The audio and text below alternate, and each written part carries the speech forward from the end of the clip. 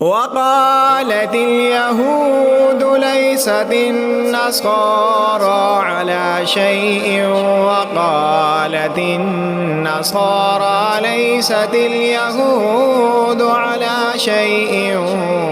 وهم يتلون الكتاب كذلك قال الذين لا يعلمون مثل قولهم فالله يحكم بينهم يوم القيامة فيما كانوا فيه يختلفون ومن أظلم ممن منع مساجد الله أن يذكر فيها اسمه وسعى في خرابها أولئك ما كان لهم أن يدخلوها إلا خائفين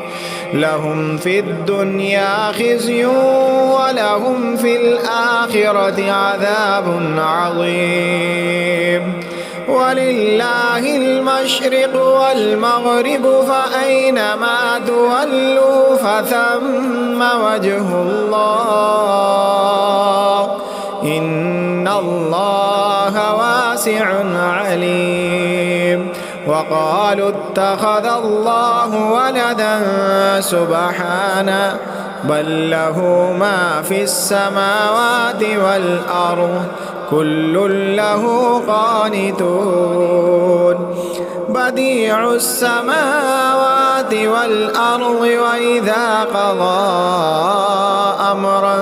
فإنما يقول له كن فيكون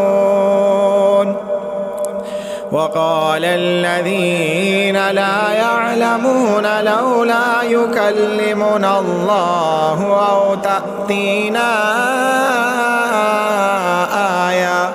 كذلك قال الذين من قبلهم مثل قولهم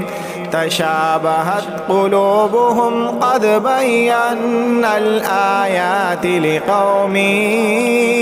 يوقنون إنا أرسلناك بالحق بشيرا ونذيرا ولا تسأل عن أصحاب الجحيم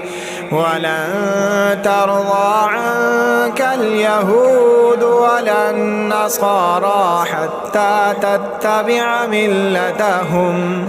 قل إن هدى الله هو الهدى